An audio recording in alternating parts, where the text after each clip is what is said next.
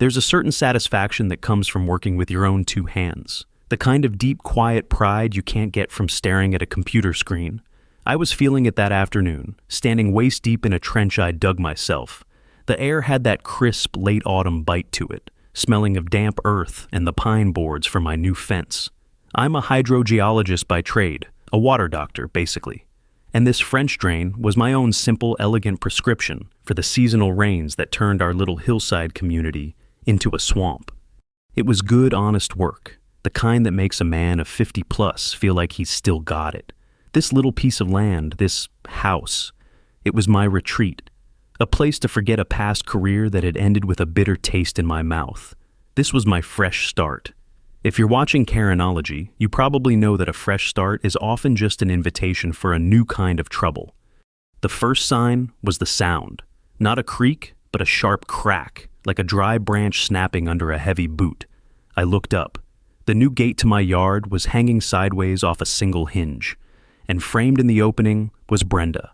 Brenda was the self-appointed queen of our homeowners association, a woman who moved with the gravitational pull of a small planet, her face perpetually set in a mask of sour disapproval. Behind her, two large men in matching Terralux polo shirts stood like stone gargoyles, their arms crossed. They were her muscle, the HOA's preferred contractor. "What is this, Liam?" she boomed, her voice cutting through the peaceful afternoon. She marched onto my lawn, her expensive walking shoes sinking into the soft turf, and pointed a trembling finger at my trench. "This is an unauthorized excavation. You are altering the hydrology of the community." I leaned on my shovel, a tired smile touching my lips. "It's a drain, Brenda. It drains water. It's what drains do." She ignored me. That was her signature move. To her, a conversation was just a pause she had to endure before she could continue her monologue. "You have no idea what's flowing right under your feet. The covenants are perfectly clear." She gave a sharp nod to the two men. "Dismantle it." My smile vanished. "Hold on. You can't just come onto my property and—" But they were already moving. They weren't thugs, not exactly. They were worse.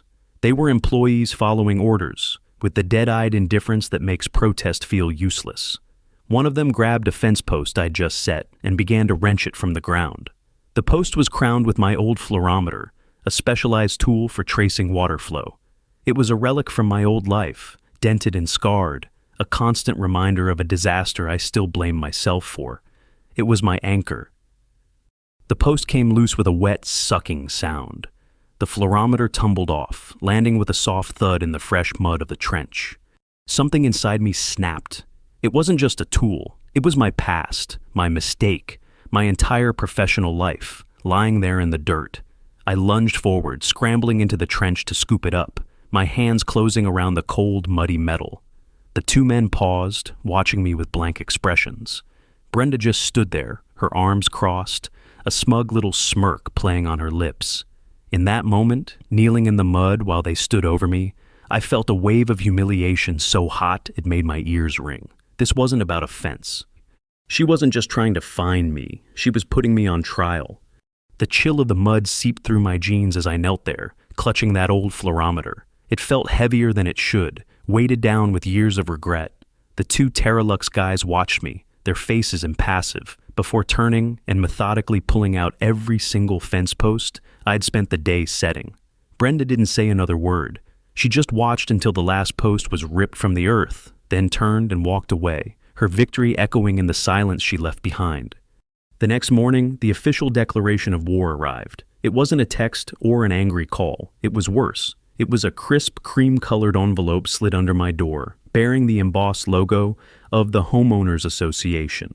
Inside, the letter was a masterpiece of bureaucratic venom, a $5,000 fine for an unauthorized alteration of the community's water table. Have you ever read something so absurd it makes you laugh right before the anger hits? That's what it was.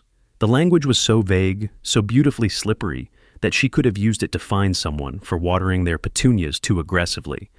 But the final line was the real kicker. An order to cease all work and a bill for the corrective measures her Terralux goons would be taking. They were going to fill in my trench with gravel and send me the invoice. This was never about a drain. This was a power play, pure and simple. I'd lived here less than a year, kept to myself, paid my dues. I was a ghost. Why was she so determined to make an example out of me? If you've ever dealt with a petty tyrant, you know the reason is never the reason they give you. 2 days later, I found out. She called an emergency community meeting. The room in the community clubhouse was small, stuffy, and smelled of stale coffee and simmering resentment. I walked in, and about 30 pairs of eyes turned on me. It felt like walking into my own trial, and I was the only one who didn't know the charges. Brenda stood at the front, next to a projector screen, looking every bit the concerned leader protecting her flock. She started by showing them a satellite image of my property. It was doctored, horribly so. They'd used Photoshop to add a dark, ominous stain spreading from my trench, making it look like I'd unleashed some toxic sludge. As you can see, she said, her voice dripping with faux concern, Mr. Henderson's unauthorized project poses a significant flood risk to the lower properties. A murmur went through the crowd. People shifted in their seats, looking from the screen to me with open hostility. People I'd nodded to at the mailbox were now looking at me like I was planning to drown their cats. Then came the knife twist. And while I'm sure his intentions were good, she continued, we have to consider the source. Some of you may not know that Mr. Henderson was formerly a lead hydrogeologist on a major municipal water project. A project that ended in catastrophic failure due to what was cited as gross professional negligence. The air was sucked out of the room. It was a half-truth, a poison dart wrapped in a ribbon of fact, and it hit its mark perfectly. The whispers stopped. Now it was just cold, hard judgment. I looked for a friendly face, any sign of support. My eyes landed on George, a retired civil engineer who lived down the street. We'd talked a few times. He knew my background. He had to know this was nonsense. But when our eyes met, he looked away, his gaze falling to the linoleum floor as if he'd found something incredibly fascinating there. That was it. That was the moment I knew I was truly alone.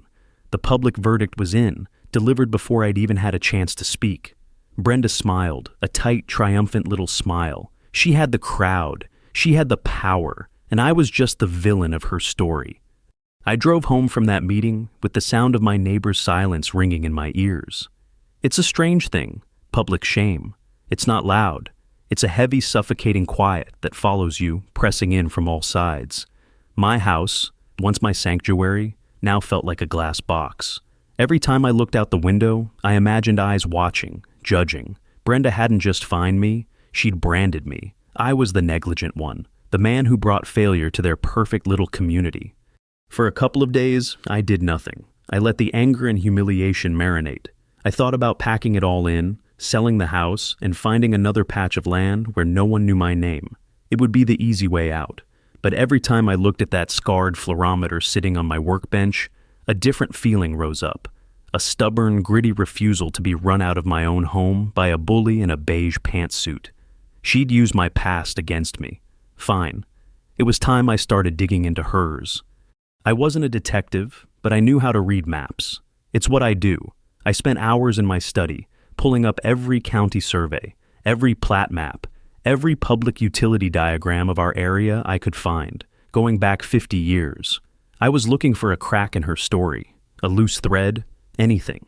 At first, it was all just lines on a page, but then my eyes caught it, an anomaly. It was a major stormwater culvert, a big one, 3 feet in diameter, designed to carry runoff from the entire hillside. On all the old county plans from the 70s and 80s, it ran right behind my property along the easement. It was the main artery for the whole area, but when I pulled up the more recent plans, the ones provided by the Homeowners Association, the culvert was marked decommissioned 2012, capped, abandoned. That didn't make sense. Why would you abandon a primary piece of infrastructure like that? It'd be like a doctor deciding to just tie off your main artery because it was inconvenient. You don't just decommission a culvert on a hillside prone to heavy rain unless you're replacing it with something bigger and better. And there was no record of a replacement. Nothing. My heart started beating a little faster. This was something. I didn't know what, but it was wrong. The next morning, I went to the one place in town where gossip flowed more freely than coffee. The grind. Chloe, the young barista with sharp eyes and an even sharper mind, ran the town's unofficial news blog from behind the counter. She was in her early 20s, and she saw the neighborhood politics not as a chore, but as a spectator sport. I ordered a black coffee and, trying to sound casual, laid a printout of the old map on the counter next to the sugar packets. "Hey, Chloe, you know this area? Ever heard anything about them shutting down the old storm drain behind my place?" She glanced at the map, her eyebrow arching with interest. "The big one? Heard it was blocked off years ago. Old man Hemlock used to complain it was causing sinkholes. The HOA said it was a safety hazard." "The HOA said," I repeated softly. "And what does the county say?" She leaned in, a glint in her eye. "The county says it's still on their active maintenance roster. They just haven't been able to get access to inspect it for the last 5 years. Brenda's board keeps telling them it's private infrastructure now." A cold knot formed in my stomach. Private infrastructure. That meant no oversight, no inspections, no one asking questions. Brenda hadn't just blocked a pipe. She'd created a black box on the hillside, and I was beginning to suspect she was hiding something inside it. I took a long sip of my coffee. It tasted bitter, but for the first time in days, I felt a flicker of something that wasn't anger or defeat. It was the thrill of the hunt. Armed with a piece of the puzzle, I felt a surge of confidence. It was a foolish feeling, the kind you get before the world decides to knock you down a peg. I requested another meeting with the Homeowners Association board. This time, I came prepared. I had my maps, I had the county records, and I had what I thought was an airtight argument. The meeting was smaller, just the 5 board members in that same stuffy room. Brenda sat at the head of the table, flanked by her 2 loyal lieutenants. I laid out the old county map. "Brenda," I started, my voice level. "This storm culvert is still listed as active by the county. You can't just declare it private and block access. That's a major liability for the entire community." Brenda looked at the map, then at me, and then she did something that completely disarmed me. She laughed. It wasn't a nervous laugh. It was a deep, dismissive chuckle, as if I were a child who had just tried to explain quantum physics using finger puppets. "Oh, Liam," she sighed, shaking her head. "That old thing, it was collapsing. It was a menace. We had it professionally sealed by Terralux a decade ago to prevent a massive sinkhole. You bringing up this ancient history is just another attempt to distract from your own violations." She picked up my map with 2 fingers, as if it were contaminated, and dropped it into the trash can beside her. Her board members nodded in unison. One of them, a timid man who sold insurance, chimed in. "The bylaws give the board authority over all common area infrastructure for the safety of the community, Liam. It's right there in Section 9. I was floored. They had an answer for everything, an answer that was, on the surface, perfectly reasonable. My evidence, my logic, it all dissolved against the smooth, impenetrable wall of their bureaucracy. What do you do when the lie is more believable than the truth? The board voted unanimously. Not only was my appeal denied, but they doubled the fine to $10,000 for presenting misleading information and wasting the board's time. As a final slap in the face, they formally approved a community beautification project, a 6-foot-high concrete retaining wall to be built by Terralux right on my property line to contain the hydro instability I had supposedly caused. The estimated cost, which would be added to my bill, was a staggering $25,000. I walked out of that room feeling like I'd been run over by a truck. The numbers were spinning in my head. $35,000. It was a sum designed to crush me, to force me to sell. It was financial warfare. That evening, as I was staring at the pile of useless maps on my desk, there was a soft knock on my door. It was George, the retired engineer. He stood on my porch, shifting his weight from foot to foot, avoiding my eyes. He was holding a 6-pack of beer, a silent offering. "I heard what happened," he mumbled, looking out into the dark. "Figured you could use one of these." I took a bottle, my knuckles brushing his. His hand was cold. "You could have said something in that first meeting, George," I said, my voice flatter than I intended. He finally looked at me, and the exhaustion in his eyes was profound. "And what good would it have done, son? Her brother owns Terralux. The whole board gets kickbacks. Consulting fees, they call them. They've got this whole place locked down. It's a protection racket disguised as a garden club." He took a long swallow of his beer. "You're a good man, Liam, but this isn't a fight you can win. Cut your losses, pay the fine, sell the house. Just get out before they bury you completely." He wasn't being cruel. He was being honest. And his words hit me harder than any of Brenda's fines. The pragmatist, the engineer, the man who understood systems better than anyone, was telling me the system was rigged beyond repair. He was telling me to surrender. And for a long, dark moment, I actually considered it. George's advice hung in the air long after he left, thick and heavy like smoke. Sell the house. Give up. It was the sensible thing to do, the logical move. But logic had gotten me nowhere. Logic had gotten me $35,000 in the hole and a public branding as a neighborhood menace. My training, my entire professional life, was built on logic, on the predictable behavior of water and earth. But this wasn't about hydrology. This was about greed and power, and those things follow a different set of laws. I spent the next day in my garage, a place that had always been my sanctuary. I wasn't fixing anything. I was just moving things around, organizing tools that were already organized, trying to keep my hands busy so my mind wouldn't spiral. I picked up the old fluorometer. It was still caked with mud from the trench.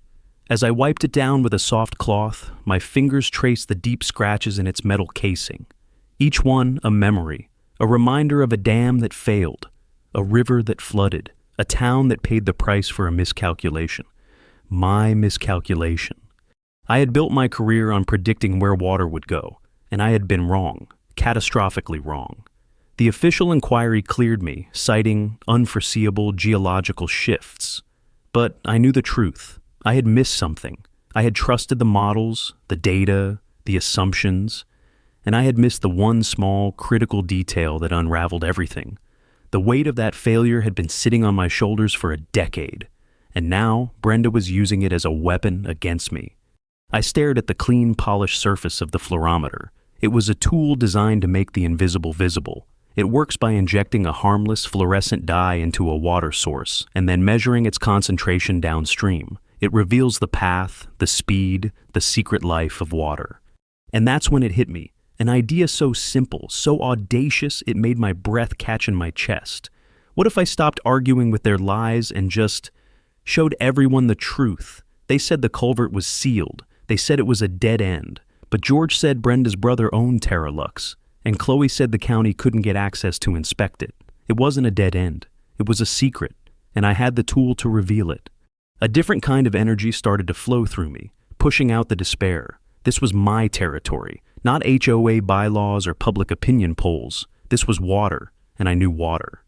The next morning, I drove to a specialty scientific supply store 2 towns over. I walked out with 2 5-gallon jugs of rhodamine WT. It's a fluorescent water tracing dye. It's completely non-toxic, environmentally safe, but in the right concentration, it turns water a shocking, impossible-to-ignore shade of brilliant red. Think of it as a highlighter pen for rivers. My hands were steady as I loaded the jugs into my truck. The fear was gone, replaced by a cold, clear focus. I called Chloe. My voice was calm, but there was a tremor of excitement underneath it. "The annual fall festival is this weekend, right?" I asked. "Yeah," she said, her voice full of curiosity. "Brenda's giving the keynote speech at noon. Why?" "I want you to be there," I said. "Bring your camera and be ready to go live on your blog. We're going to conduct a little science experiment for the whole neighborhood to see." I paused, a grim smile on my face. Let's find out where the water really goes. The day of the fall festival arrived with a perfect, crisp autumn sky. The town square was a sea of plaid shirts and puffy vests. The smell of grilled hot dogs and cinnamon from the cider donuts hung in the air. It was a picture of small-town harmony, a perfect backdrop for the chaos I was about to unleash. I felt a strange sense of calm. This was it. No more arguments, no more appeals, just a demonstration, a live test. I saw Chloe near the gazebo, setting up her phone on a small tripod. She gave me a nervous but determined nod. My heart was pounding, a steady drum against my ribs. I had the 2 jugs of red dye and a canvas tote bag slung over my shoulder. To anyone watching, I probably just looked like a guy who was really serious about his apple cider. At noon, just as scheduled, Brenda stepped up to the microphone on the stage. She was in her element, beaming at the crowd, the benevolent matriarch of her little kingdom. "Friends, neighbors," she began, her voice echoing across the square. "It's moments like this that remind us what a wonderful, tight-knit community we are. That was my cue. I slipped away from the edge of the crowd and walked purposefully up the slight incline of the park, heading toward the top corner of the square. There, half hidden by a decorative hedge, was a large cast-iron storm drain grate. It was the main intake for the old culvert system, the one they claimed was sealed. I knelt down, unscrewed the cap of the first jug, and without a moment's hesitation, I poured the entire 5 gallons of brilliant red dye into the grate. It disappeared into the darkness with a greedy gurgle. I repeated the process with the second jug. The dark metal of the grate was stained a shocking crimson. Then I stood up, turned, and walked back towards the stage. People were starting to notice me now. The man who had been publicly shamed was walking toward the stage with a strange look of determination on his face. I didn't stop until I was at the foot of the stage, looking directly up at Brenda. Her speech faltered. A flicker of annoyance crossed her face. "Brenda!" I called out, my voice louder than I expected, carrying across the suddenly quiet square. "A quick question for you." Every head turned towards me. Chloe's camera was live. I could see the little red light blinking. "You told us that old storm culvert was sealed. You said it was a dead end." She stared at me, her face hardening. "This is highly inappropriate, Liam. This is not the time or the place."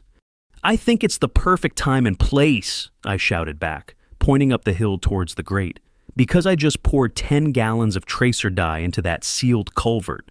So my question is simple. If it's really blocked off, where is all that red water going to go?" A wave of confusion rippled through the crowd. They looked from me to Brenda, then up the hill to where I was pointing. There was nothing to see, just the grate. For a second, a cold spike of fear went through me. What if I was wrong? What if they really had sealed it and I just dumped dye into a concrete box? My entire plan, my reputation, my financial future, it all hung on this one single moment. Brenda scoffed into the microphone. "This is a pathetic stunt from a desperate man. The only thing you've accomplished is vandalism." She was about to continue, but then a gasp came from the front of the crowd. A little boy was pointing. Everyone's eyes followed his finger. They weren't looking at me anymore. They were looking at the centerpiece of the square, the brand new, 3-tiered, ridiculously expensive fountain that Terralux had installed just last month. The one Brenda had dedicated as a monument to our community's prosperity. The water that cascaded from the top tier was no longer clear. It was pink. A moment later, it was a deep, undeniable blood red. The silence that fell over the square was absolute. For a solid 10 seconds, the only sound was the gurgle of blood-red water splashing into the fountain's basin. People stared, their minds struggling to connect what they were seeing with what they knew. Then, a low murmur started, growing into a wave of confused, angry chatter. They were looking at the fountain, then at Brenda, whose face had gone from smug superiority to a pale, slack-jawed mask of horror. The lie was broken, not by documents or arguments, but by a simple, undeniable physical fact. The water flowed, and it flowed exactly where she didn't want anyone to see. "What is the meaning of this, Brenda?" a man shouted from the crowd. It was the insurance agent, the timid board member who had previously cited the bylaws against me. His face was no longer timid. It was furious. "You told us that fountain was on a closed-loop recycling system?" Before Brenda could stammer a reply, I stepped forward, my voice cutting through the noise. "It means the culvert was never sealed," I explained, loud and clear for everyone, especially Chloe's live feed to hear. "They didn't abandon it, they illegally diverted it. They turned our public storm drain into a free water supply for their vanity project." I pointed to a low-lying area at the edge of the park, where the grass was perpetually soggy. And when there's too much rain, the overflow doesn't go where it's supposed to. It backs up. It erodes the land on the lower properties. And who gets the call to fix the damage with expensive retaining walls? I let my gaze rest on Brenda. Terralux, her brother's company. It's not a community association, it's a scam. They create the problem, then they charge us to solve it. It was all out in the open. The whole dirty scheme. The insurance agent was already on his phone, his voice sharp and angry. "You have no idea the liability you've exposed this entire community to. An unpermitted alteration of the water table. Our group policy is likely void." That was the kill switch. The moment the word void hit the air, the financial reality crashed down on everyone. It wasn't just about my $35,000 problem anymore. It was about everyone's property values, everyone's insurance, everyone's money. The spell was broken. Brenda wasn't a leader, she was a liability. The crowd turned on her, a wave of anger and betrayal. Her reign was over. In the chaos that followed, I was offered everything. The chance to lead the new oversight committee, the backing for a massive lawsuit that would have financially ruined Brenda and her brother. It was tempting. The part of me that had been humiliated in that trench wanted revenge. But I looked at the faces in the crowd, scared and angry, and I saw something else, an opportunity. I held up my hands for quiet. A lawsuit will take years and make the lawyers rich, I said. I have a better idea. I laid out my terms. No lawsuit. Instead, Brenda's board would resign, effective immediately. Tara Lux would be fired and blacklisted. And the money from the HOA's beautification fund, the slush fund that paid for the fountain, would be redirected to hire an independent engineering firm to properly repair the entire storm drain system for the whole community. Not just for me, for everyone. It was a strategic victory, not a punitive one, a reform, not a revenge. They had no choice but to agree. A few months later, I stood on my lawn, watching a crew from a new company install a proper, well-designed drainage system along my property line. A heavy autumn rain was falling, the kind that used to turn this whole area into a lake. Now, the water flowed smoothly into the new drains, disappearing exactly where it was supposed to. I held my old fluorometer in my hand, its surface clean and cool. I hadn't needed it to win, not really. I had just needed to remember what it taught me, that the truth, like water, will always find a way out. I'd lost my privacy and gained a few permanent enemies, but I'd won back something far more valuable. My name, my purpose. I wasn't the man who had failed. I was the man who knew where the water went. And in that quiet, rainy afternoon, that felt like enough.